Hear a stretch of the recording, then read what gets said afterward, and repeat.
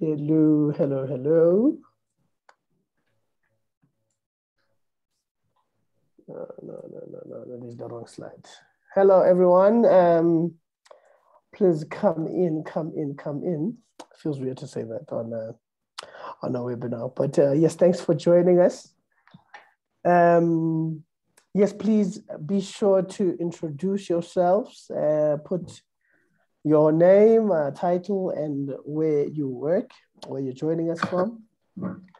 I'm just gonna give a little bit more time for a few more people to join the conversation before we kick off in earnest. Okay. All right, I think we can get going. Hopefully people will catch us in the motion. So thank you to everyone who's joined this conversation today. My name is Sungula Nkabinde, and I'm the community manager at CHRO South Africa. And today we'll be discussing options for accelerating your digital transformation journey.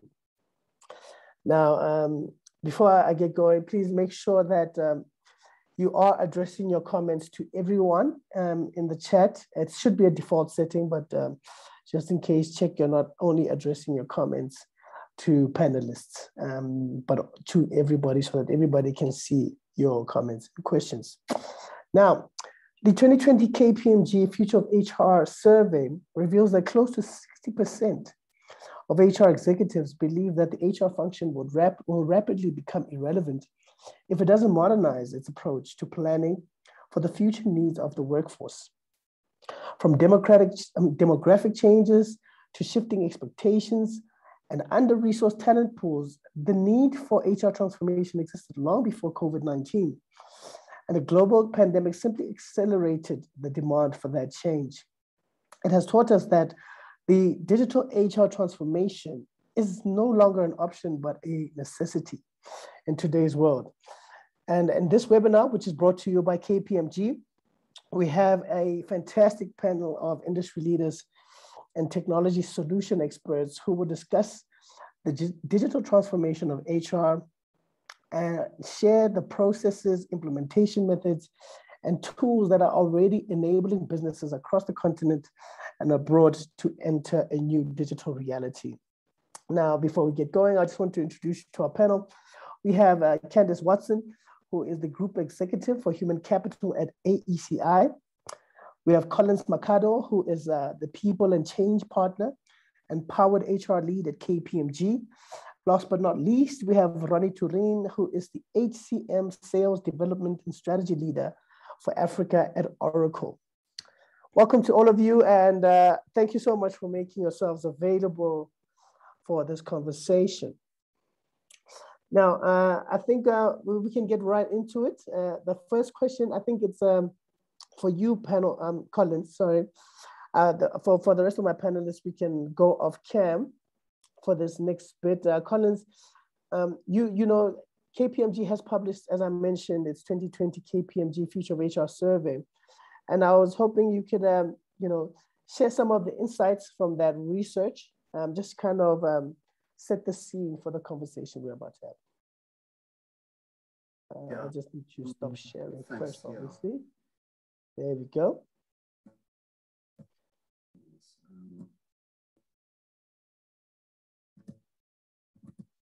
I hope you can see my screen. Yeah, looks good. Thank you very much. Thanks, everyone. And Sungula, thank you for that introduction. And I'd also like to thank everyone who's made time to be with us today, as well as my fellow panelists.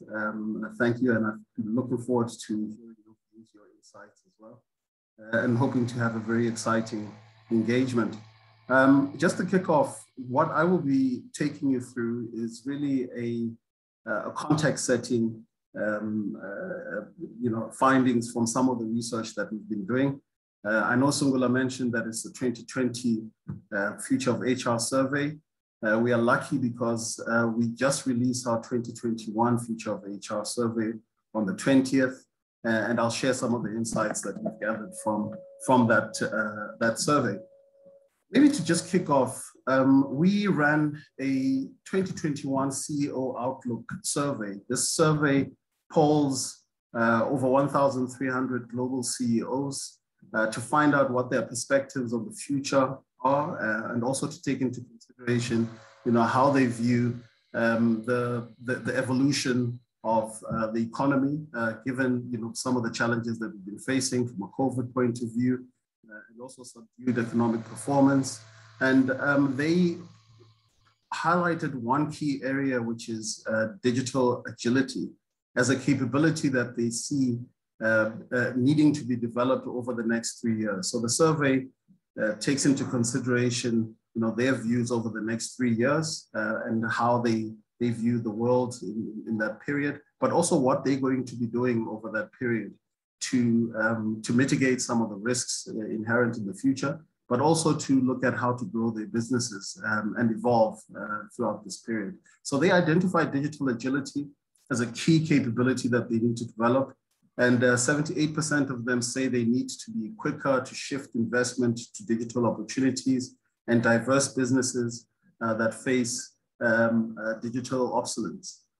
And 75% of them say they have an aggressive digital investment strategy intended to secure first mover or fast follower status, while 67% of them say they will increase investment in disruption, detection, and innovation processes.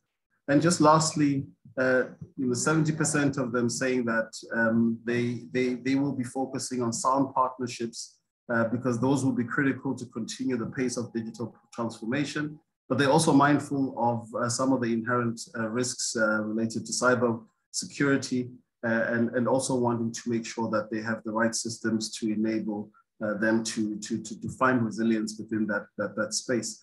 This is quite interesting in that they also identified 5 strategic priorities for them over this period, which aligns very well with some of these statements that they're making. Speed to market, they say speed to market is going to be critical moving forward. Investments in disruptive technology and innovation is going to be critical. Looking at digitizing some of their processes and optimizing those. A focus on evidence-based management through insights and exploiting data. And lastly, focusing on public trust. So there is a very positive outlook, a very optimistic outlook in terms of economic recovery, given that a lot of these CEOs are looking at investing moving forward, investing in new capabilities that can enable them to compete into the future. That gives us a good sense in terms of their view of the future as CEOs, and also that gives you a sense of some of the strategic perspectives that are shaping up given where we're going in the future.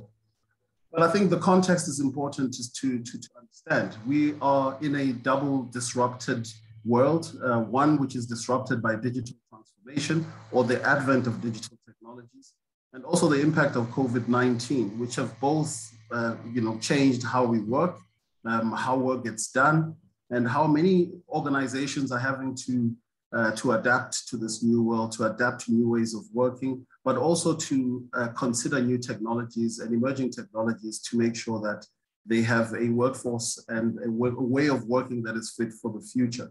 So a lot of us have been facing this double disruption challenge. It has spared no companies and no senior executives. All of us have been seized with this.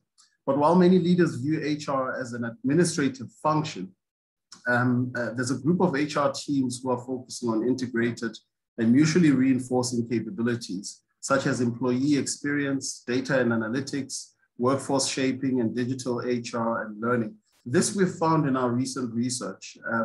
We started with the Future of HR research in 2019. That's where we had our first research publication, which identified pathfinders. And pathfinders are those organizations that are trailblazing and are looking at developing a future-focused HR, and they are already underway in terms of developing that capability.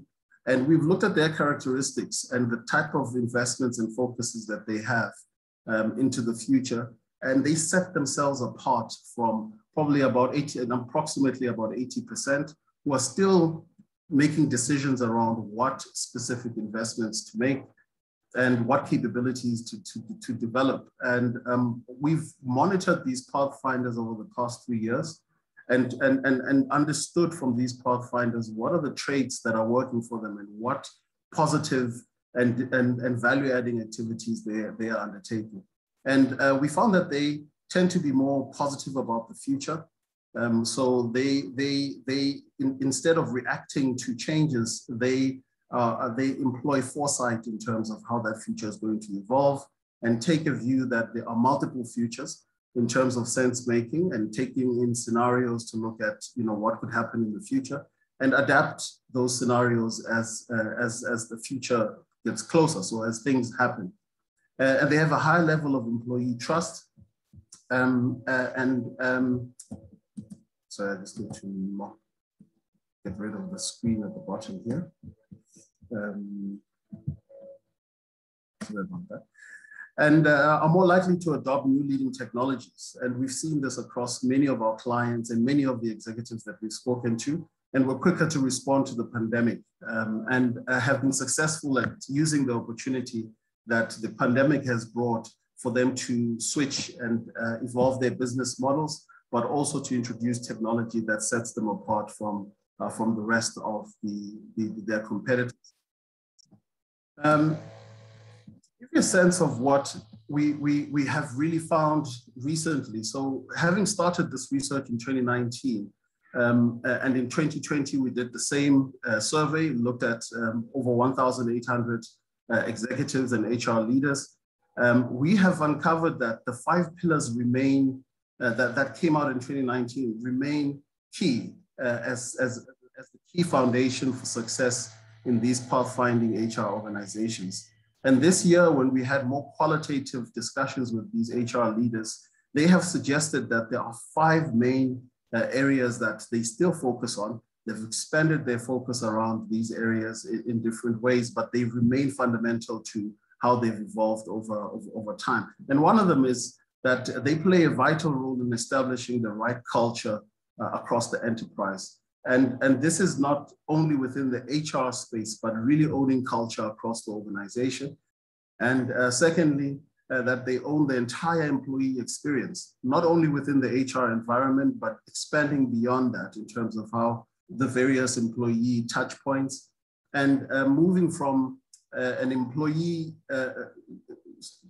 focus, but more towards an employee-centric focus where the employees becomes a customer and embedding a customer experience in terms of how employees are engaged within the organization. They use data and analytics to target and recruit the future workforce, but they use this data analytics even beyond that to enable better decision-making and foresee some of the risks and opportunities that are abundant in the environment in the future. They understand how to shape the workforce with new skills, functions, compositions, and processes, and to become more resilient for the future. And the key thing here is that when we talk about shaping their workforce, they go beyond just workforce planning and workforce forecasting. That becomes an embedded day-to-day activity that they do in terms of shaping the workforce, so that agility is at the heart of how they manage their workforce. And lastly, they invest in various forms of digital technology to deliver HR and learning services. And this goes beyond just your ERP systems, but they are open to many different emerging technologies that can enable HR moving forward. So these have been cemented as really still being relevant for HR, pathfinding HR organizations moving forward. What has been interesting and key findings from this version of the 2021 survey is the entrance of new perspectives based on changes that have been happening in the broader environment. Most pathfinding executives are saying that the S in ESG has become very important. Pathfinders recognize that IDE in terms of inclusivity, diversity, and equality bring tremendous value to the organization and its culture. They recognize that the talent pool is now more accessible and diverse. allowing for new levels of innovation. And also that pathfinders recognize that a significant change occurs when everyone in the organization acknowledges their own biases and adapts their behavior and response. And remember, this is at scale, this is at global scale. And secondly, a new theme that has really emerged is adopting a total workforce approach, which focuses on looking beyond just typical or traditional talent management, but going beyond that and looking at personalization of talent engagement and looking at personalized employee experiences as opposed to following a conventional mass sort of approach to talent and personalizing that. Pathfinders are also finding innovative and more efficient ways to identify and fill skill gaps. And this is all being enabled by technology. And lastly, around reimagining HR for the new world of work, they are experimenting more. They are adopting new ways of working, but also are open to innovative ways of delivering value across three primary areas, across customers, employees, shareholders, and business managers. But lastly, also society. And this is a new a sphere that they've regarded in terms of how they engage their stakeholder groups.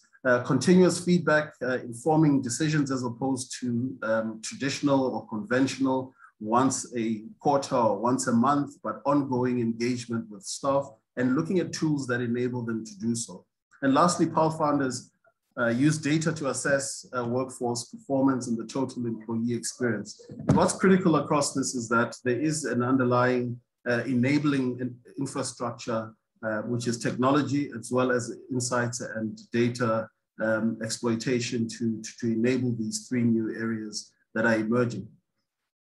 Some of the things that these pathfinders are saying, 98% of pathfinders agree that HR in their organization is proficient in using data and analytics to target and recruit their future workforce, while you find that non-pathfinders, it's only 44% that agree to this. 39% prioritize upskilling or reskilling the existing workforce to meet the changing needs of the organization, while for non-pathfinders, this is 29%.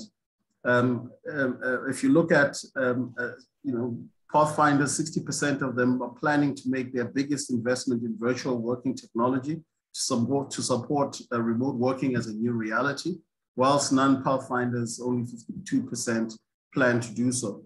And lastly, 90% of these pathfinders strongly agree that their HR function plays a vital role in establishing the right culture, especially given the disrupted environment that we're in and the diversity of workforce that we will be facing in the future and how to manage that culture moving forward.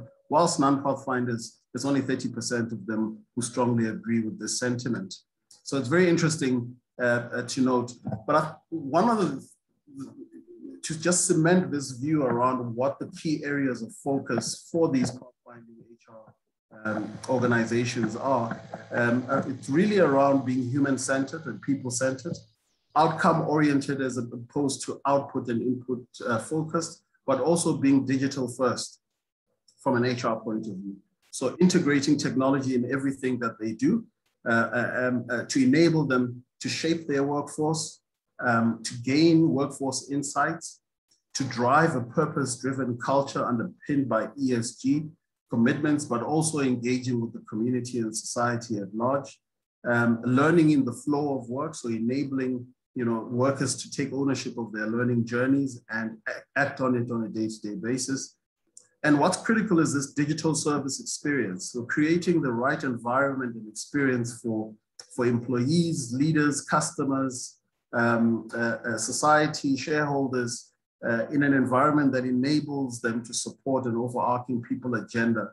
As tasks and roles are redefined, as the world evolves, the world of work evolves, and business models get disrupted. And that is a critical component. And I suppose this is at the heart of some of the discussions that we will have later on around reshaping this digital service experience. But lastly, I think it's important to consider what all of this means. I think the key thing that we have learned from Pathfinders is that there is a journey, there is a way and a method to how they've become Pathfinders.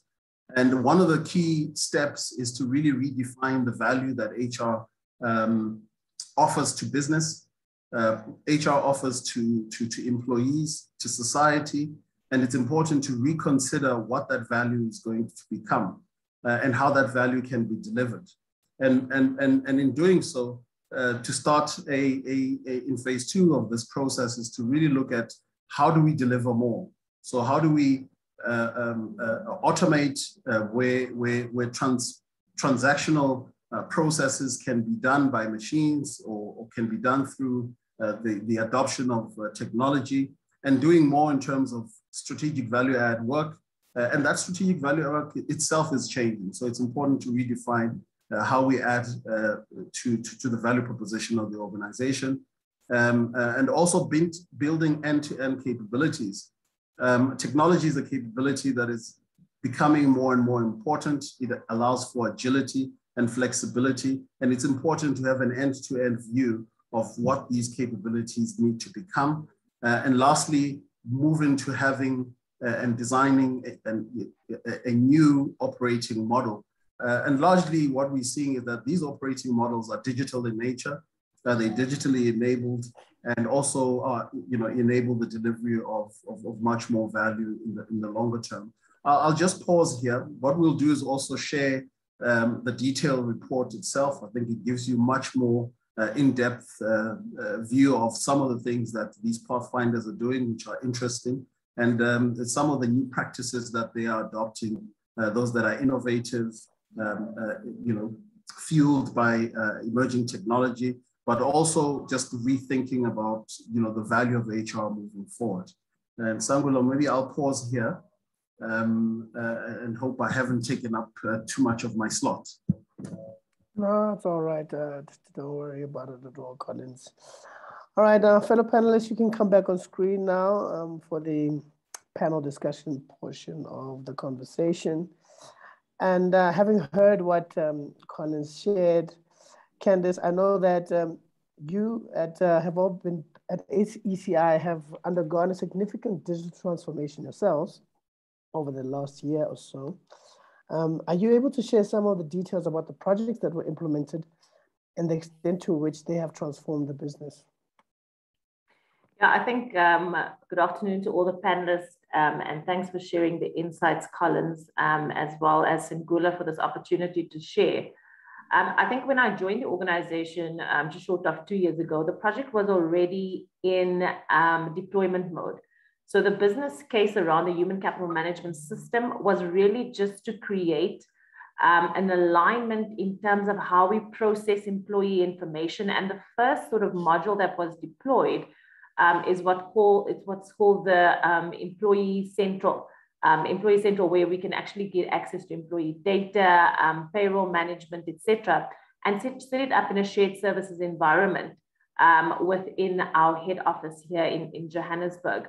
What that meant for AECI as an organization, as the business strategy changed to set the organization up in distinct pillars: agri, water, health, chemicals, mining solutions.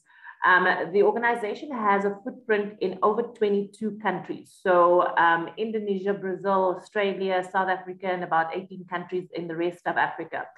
And where we started with the Employee Central deployment and actually just bringing the payroll data in one space and doing the shared services processing, the bulk of our headcount sits in South Africa. So they started deploying Employee Central first in South Africa, and we've actually gone to about 17 countries now. Just the other day, we were busy with Indonesia, Australia, the African countries that we pay now on payroll. And the next big step for us in our deployment journey would be Germany and the USA. So that's our next sort of regions that needs to come on board. But nonetheless, the majority of the work, and I'm very proud of the team that I inherited when I joined, in very close collaboration with IT, has managed to deploy Employee Central and our payroll environment to at least 17 of the 22 countries in which we operate. The next sort of phase of the program was really to look at additional modules that made sense around the implementation of our human capital strategy. So that included SAP Cloud Analytics, because once you have all your data in one space, you're able to drive analytics and information around your human capital components, whether turnover, equity, diversity, because all that data now sits within one platform. And with the bolt-on of SAP Cloud Analytics, we are now able to give our line managers and our human capital teams access to data in reporting formats that they can actually use to inform their strategy going forward. In addition to that, we also looked at learning management. And then just this year, we deployed SAP LMS, which is a learning management system. So now we have the opportunity to digitize learning and provide content on demand. I think the pandemic was one of those periods in our history where we realized, as much as we're a production facility, we can't wait for classrooms to open and put people in classrooms and do the training. But it's more around curating the content that's required for your people strategy and giving its consumers, which is the employees or the different levels of managers in the organization, giving them access to that content on demand. In addition to that, we also launched our performance management system through SAP SuccessFactors. So that was another bolt-on, another module that was deployed. And for the first time, we didn't just take our current performance management system and how it operates into account, but it was a good opportunity for us to overhaul our performance management philosophy. What do we want to drive out of it? How are we going to drive and measure high performance, and deploy it to the audiences where it makes sense.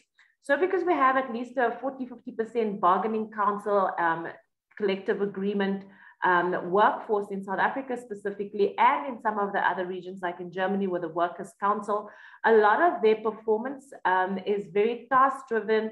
How we incentivize and remunerate them is part of standard agreements. So we decided to start with our management population, so junior managers, supervisors, all the way through to senior managers. And now you start seeing the integration between the systems, because we are able to now drive this culture change through loading the content and training our performance management on the LMS. So you start seeing the interactions between, we've launched a performance management module where people have to go in now and digitize how we set KPIs, how we manage performance. But because we've already launched our learning management system, we're now able to serve that need by bringing the performance management training onto the system as well. And then our final module that we are in the process of deploying is onboarding, which sounds strange because you would think you would start with onboarding first.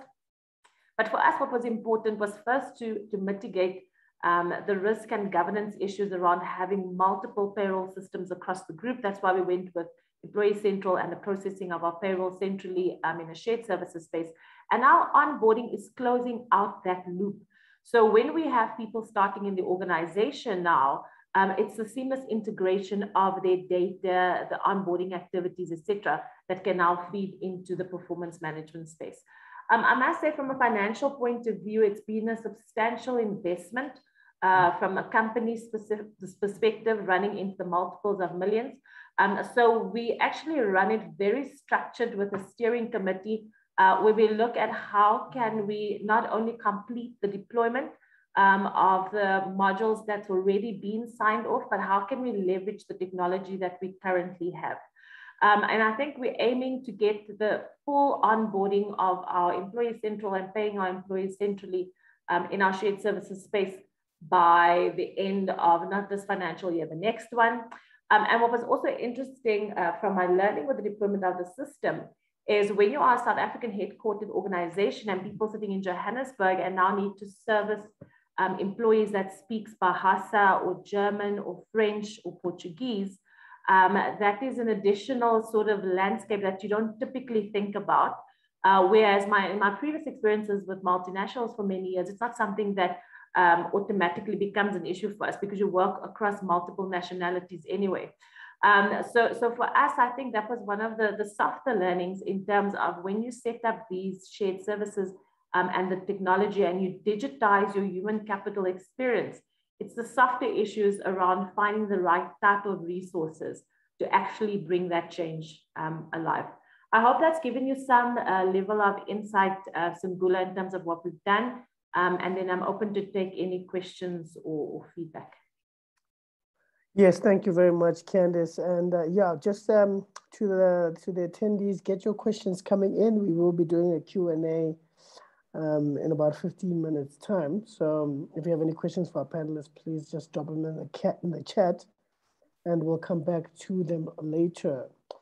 Now, Ronnie, you're an expert when it comes to technology, actual systems that organizations need to put in place to accelerate their digital HR transformations.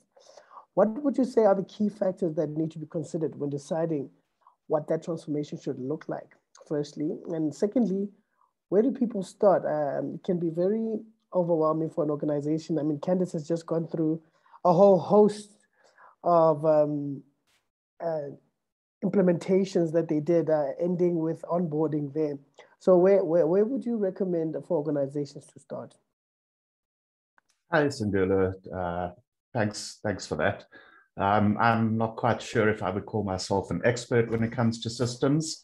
I'm also not really clever when it comes to understanding what factors to consider when regarding the transformation in an organization. And because of that, I try and keep things as simple as possible by returning to the basics, basically. So if we think about transformation, by definition, it's about changing. And I would say that the first thing one needs to look at is an organization's readiness to change. So I expect that any organization wants to be bigger or better or more innovative, or perhaps just increase profitability. But sometimes leadership is hesitant to change what they believe has worked up until now. In order to achieve any transformation, they really need to understand that you cannot simply carry on doing the things the way you've always done. You need to change to achieve a different result. So this essentially means looking at where you are now and where is it that you want to be. And a key factor from this, from a systems perspective, is knowing whether what you have in place allows you to move in the direction that you want to go, or whether it's actually hindering the process. So like Candice was saying, many organizations have implemented various HR solutions, but a lot of these solutions are based on old technology that was designed many years ago to meet the needs at that specific time. And over the years, organizations have been expanding into more strategic talent management by incorporating modules for recruiting, for performance, for learning, and even things like career development and succession planning, where they're starting to focus on the employee experience as their maturity from an HR perspective increases. So 2 years ago, I probably would have agreed that you need to start your transformation, the journey, by doing a detailed evaluation of what your current HR system is all about, and then go through a diligent tender process to evaluate what is available in the marketplace that will meet your specific needs going in the future. We've seen already that the pandemic has changed all of that, and probably the most important thing to consider in your organization is the ability to rapidly adapt to this new world of work that we find ourselves in today, as Collins pointed out a little bit earlier in his presentation. So if anything, constant change has become the new norm, and agility has become the key to success or even the survival of an organization. Those organizations that were not able to move from office-bound work to working from home were the ones that really got affected the most. At Oracle, for example, we were told on the Thursday that we would not be able to go into the offices as from Friday. And for almost everyone at Oracle, the transition was basically seamless for us. We have a cloud-based system that allows us to work from anywhere, and life pretty much carried on pretty much as normal for us.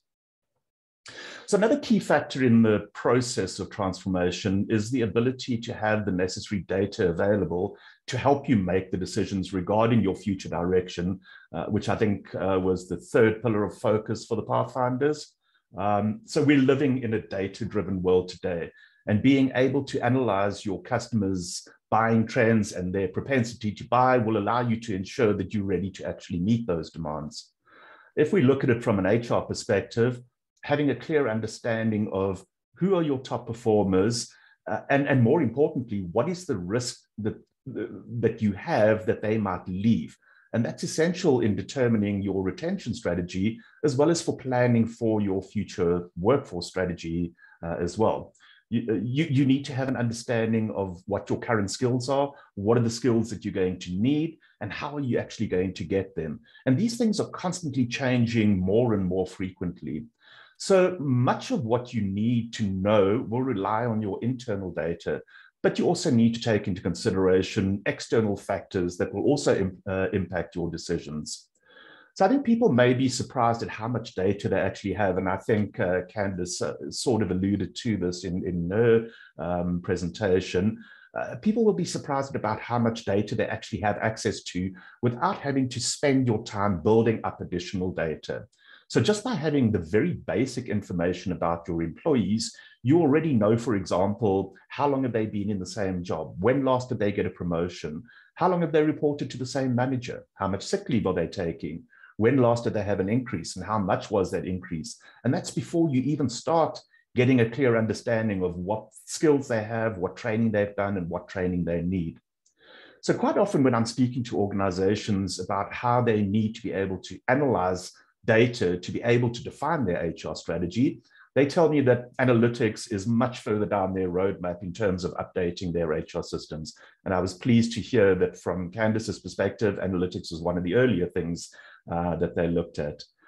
Many of them say they first need to have a system in place that can capture all the data around their talent management before they can actually start analyzing this. So my view on this is slightly different. So when people tell me we're living in the information age, generally I tell them they're living in the past.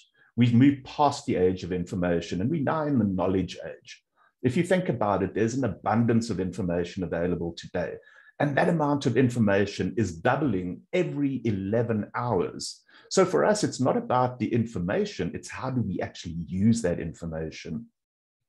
So from a technology point of view, if we look at adopting cloud technology, we automatically start getting access to things like data lakes. And it allows us to take advantage of some of the emerging technologies such as artificial intelligence and machine learning capability. And that really gives you the tools to help you identify the trends and be able to make those decisions that you need to make really, really quickly.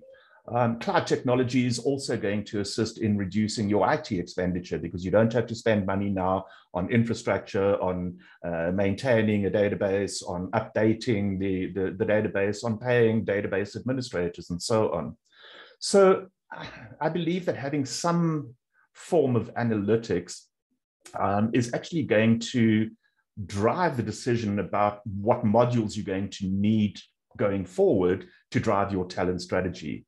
Quite often, you don't know what you don't know. And by having analytics in place, it's going to show you where you need to be focusing on, especially if you're combining that with machine learning or artificial intelligence. So, Singula, contrary to popular thinking, implementing analytics earlier rather than later would probably be my recommendation to any organization looking to transform as a possible starting point. Thank you very much, Ronnie. And you know, just before we move on to the second section of the conversation, we have a nice poll there for everyone asking, what is the primary obstacle to you accelerating your HR digitization journey? If you could just please answer, you know, why it's not moving as quickly as you would like to in your organization. That would be very helpful. I think once we have those results, we can move on to the next section. Now, but in the meantime,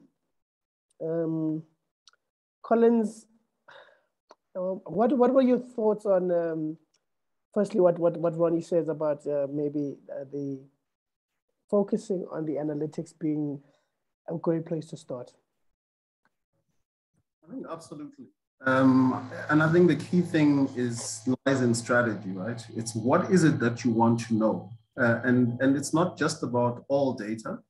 It's about finding, you know, having clear ideas about what it is that you need to know to add value to the organization. And I think that's where some of the problems that most HR functions struggle with in terms of having a deeper understanding of what business requirements are from an information point of view and leading that conversation as opposed to asking for that. But it is a critical value add to business because it provides insights as well as providing foresights. It enables them to think ahead.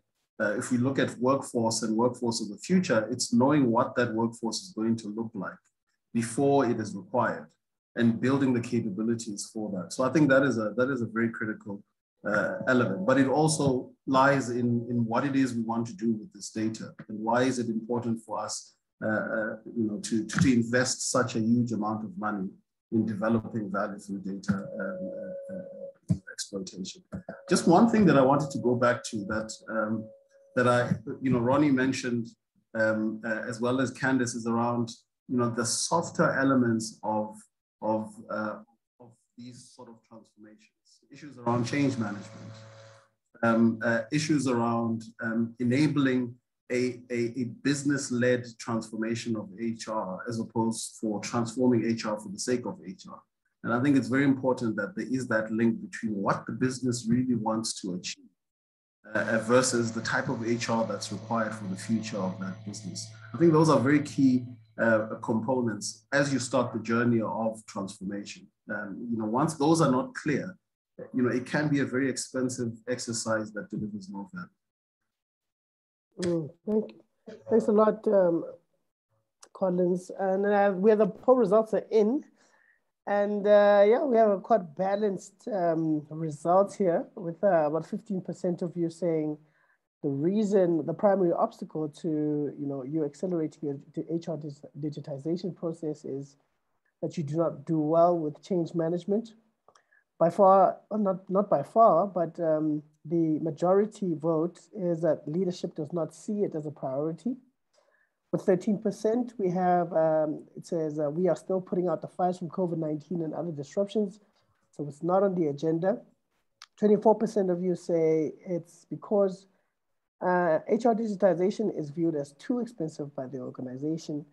And then lastly, 20% say HR is still extremely administrative in the organizations you work for. Therefore, you do not see it ever happening, which is the most disappointing result, I think, given that that's about a fifth of everybody in attendance. Ronnie, now care to comment on those results?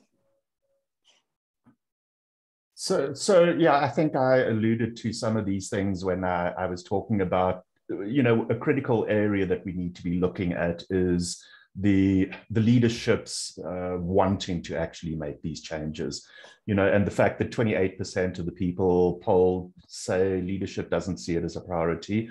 That's a very concerning factor. If you are going to try and grow your organization, if you're going to want your organization to be different, to be bigger, to be bolder, to be more profitable, whatever the case may be, you cannot keep on doing things the way you have done. I think it's not so much that leadership doesn't see it as a priority. I think leadership in a lot of cases is scared. They're scared that they're going to lose control by opening things up and letting this digitization actually help them drive the decision making because they feel it's out of their hands. And I think this is probably something that is something that's familiar to HR practitioners as well. One of the things that I always talk about is that for me, payroll in HR should not be there. It's a financial function.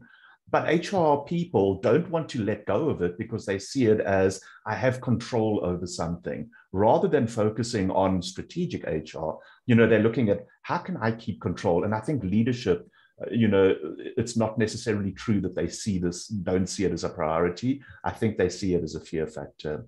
The question around the expense, I think one of the things that COVID has actually taught us is what is the cost of not getting this right? What is the cost of not moving and accelerating through this transformation, this digital transformation? I think it's inevitable for organizations. I don't see us ever going back to the traditional, very administrative way of doing things. I think we need to take advantage of the knowledge age that we're actually in and maximize on that.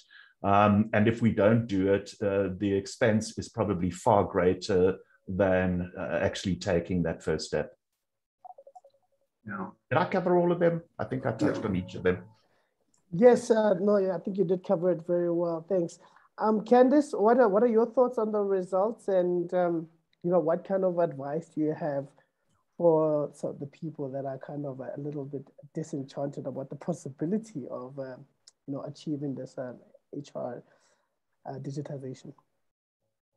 And I think for me, the one thing that I think is important is I saw some questions, how do you manage the change? What did you do with the people? Should we go for training? And the one thing that is very clear for me is our competencies to manage change. And what I mean by that is a reframing of what do we mean by digital, because whether we want to accept it or not, our people today live in a digital world. Your banking is digitized, your shopping is digitized, probably your kids' school reports is digitized. So they don't switch off from that world when they come into the workplace. In fact, they want a seamless experience. Because if I can do my banking on my phone, why can't I do the other elements of human capital? I'm not talking about enterprise-wide systems and procurement and finance, etc., but specifically human capital. And I think that's the first needle that we need to shift, because we often find ourselves like, people are used to a piece of paper, filling out a form, phoning the manager, sending an email. But when I look at the adoption, because we have huge production facilities and some of our production and support happens on customer sites, so at the water boards, on mines, etc. Our employees don't have laptops. So I was interested to hear Ronnie's comment that because of the nature of their business, they were able to seamlessly continue working when we went into lockdown. In our environment, it was a completely different experience. We remained in production and in some extent in the offices throughout the pandemic, where initially we started with a very small percentage of people working on site, which was about 30–40%. And now we're on 99.8% people back in the organization. And I think because of that scenario, we have a very high adoption rate of people actually going into the system and accessing what they need to from an employee central perspective. And then we've set up what we call CAP users. So that's standalone stations in the production facilities, because you can think with dangerous materials like explosives, chemicals, you can't have it in the lockers, but there's dedicated spaces where these employees that really never in their journey needs a laptop, given the role they fulfill, can go online and they can actually access these central, what we call CAP users. And what we've also done is to develop QR codes so that our employees can use their smartphones, because in Africa, the adoption of smartphones and smartphone technology is very high. And I think the penetration rate is something like 2 or 3 phones per individual in Africa, because we use it for money transfers and all the rest. So we've then said, okay, fine, if people are not able to access it, let's develop a QR code, you scan it, and then you go in and you do what you need to do, apply for leave, etc. So I think for me, the biggest mindset shift is how do we assimilate what's actually happening in the world, and it is a digital world we're living in, and not make it such a foreign experience, like now I have to train someone on HR analytics and technology, etc. We're living in a digital world, and it's really around how do we assimilate that in the way we live in the organizations from a human capital perspective. I hope that answered it, Zingula. So Candice, just to come in, the idea of mobile or digitization goes to mobile capability as well. So the fact that you create a QR code or whatever the case may be, our solutions are what we call mobile enabled. So whether you go onto it on a laptop, on a tablet, on a smartphone, whatever the case may be, it renders according to the device that you're on. The key thing about that, and I think you sort of mentioned it and touched on it, is the whole training aspect. If you think about people using a smartphone today, when you buy yourself an Apple iPhone or an Android, you don't get an instruction manual with it. You switch it on and you start working with it, and it steps you through the process. And that's the beauty of having systems mobile enabled, so that people know how to use their phone, and they don't need to be trained how to do that. If they want to apply for leave, they go on. We have what we refer to as digital assistants, where I can actually talk to my phone and say, please tell me what my current leave is. I don't need to understand how to navigate through the system to find out what my leave balance is. When is my performance appraisal due? You can ask your phone the question, it interrogates the database and comes back with the answers that you're actually looking for. And I think that's the future that we talk about when we talk about mobile. And again, the cost of that actually now reduces significantly. It's not as if you have to go and buy a laptop for each and every single one of your employees. As you say, most people have at least one smartphone, and some of them have 3 to 4 smartphones that they're using on a daily basis anyway. The cost to the organization is negligible, quite honestly. Yeah, Sungula, maybe if I can just come in, and I like what Candice has said in terms of the nuances of the industry. And what we've done at KPMG is that we take a two-pronged view around transformation. One is that sectors themselves are evolving. So we need to understand what's happening in those sectors. But also we have to understand how the function itself, so HR, is evolving and what value it needs to add. So when we talk digital, it's important to really position the conversation around the efficiencies that it brings, the effectiveness that it brings, the value that the users are going to get out of it. And we find that in most instances, employees and customers are better off in the end, and enjoy using some of these technologies beyond the transformation journey, purely because it delivers value to them. If it's technology for the sake of technology and it does not deliver value to employees, to the business, you're not going to have a successful project or a successful transformation journey. So that is very key. It's key to know what problems are being solved and what value is being created in the future. And that's the approach that we've taken, and we find that it really works, especially from a change perspective, but also broader digital strategy perspective. Okay, just to get to some questions here before we wrap up. Janine Dickies says, has anyone on this call actually completed a formal training course or program in HR data analytics? I've been wanting to study in this direction for a while because I see its value, and I would be interested in learning more from someone who's actually walked through a course. I don't know if there's something any of you can comment on. And maybe there probably are quite a few courses, short courses that focus on this area. But I think the key thing is that data is data, and analyzing and delivering insights from data is generic across multiple disciplines, and it's about that core skill of understanding how to interpret data and provide it to customers in a way that's meaningful and creates value to them. So I suppose the skill and the training should be really around data analytics itself, as opposed to being specific to HR, because it's across the business. Yeah, I would always recommend try Udemy and all the e-learning platforms as a starting point, because whatever foundation you get there from those, it will be helpful on your journey there, Janine. Another question we have here is from Stephen Price. And he asks, how can we move from a backward-looking data approach in HR to using workforce analytics to provide predictive insights for business leaders? Candice, I'd like you to take that one because you're kind of on your way with that. Yeah, and I think that's a very good question. And I was hoping that you're going to ask Ronnie and not me, because if I can crack that, I'm going to quit my job and start a workforce analytics consulting practice. So I think from a IA workforce analytics perspective, and I debated this at one of the CHRO sessions a while back when we had a discussion in Cape Town with some of the CHROs. From a business perspective, and this lady specifically shared from a reinsurance point of view, And we can also see it with companies like Discovery, for instance. They gather quite mountains of data on their clients or consumers of their products.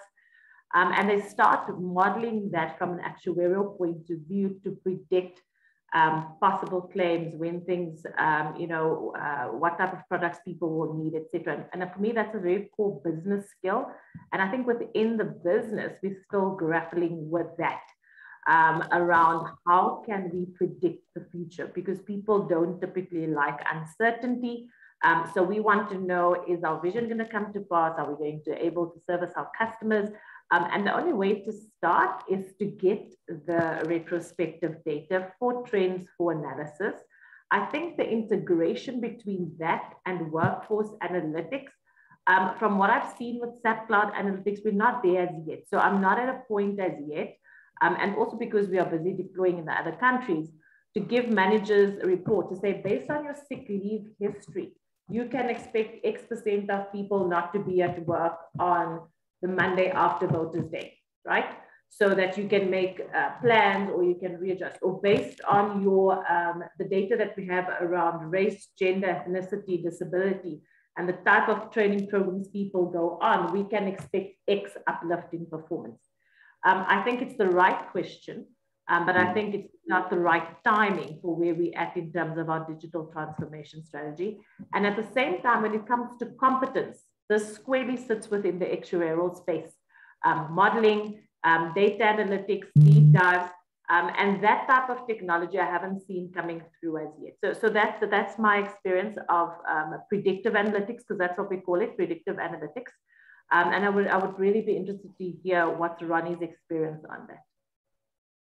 So thanks, Candice, and I'm going to attempt to respond to what you were asking about. I think predictive analytics, as you've already said, if you have a trend where you can identify that after the Easter weekend, you are probably going to have more absenteeism than you would under normal circumstances, that's a trend that you can start identifying. When I was talking a little bit earlier, I was saying you have a whole lot of information already. So, to use the example about attrition, if you know that somebody has been in the same job for the last 10 years, they haven't had a promotion, their increases have been negligible if they've actually got increases, they're starting to take a lot of sick leave, they haven't been on any training in the last 2 or 3 years, those are pretty good indicators that somebody is going to be disengaged and potentially will leave your organization.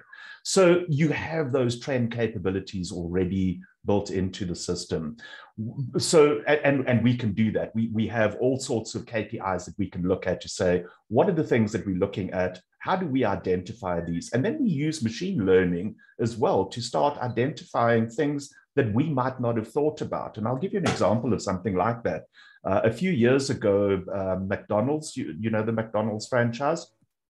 So traditionally, and I use the term restaurants very loosely because I don't regard them as a restaurant, but anyway, the restaurants at McDonald's traditionally hired students and youngsters to come and flip burgers for them. They were cheap, and the turnover was very high, and whatever the case may be. So their target market from a recruiting perspective was always colleges and universities.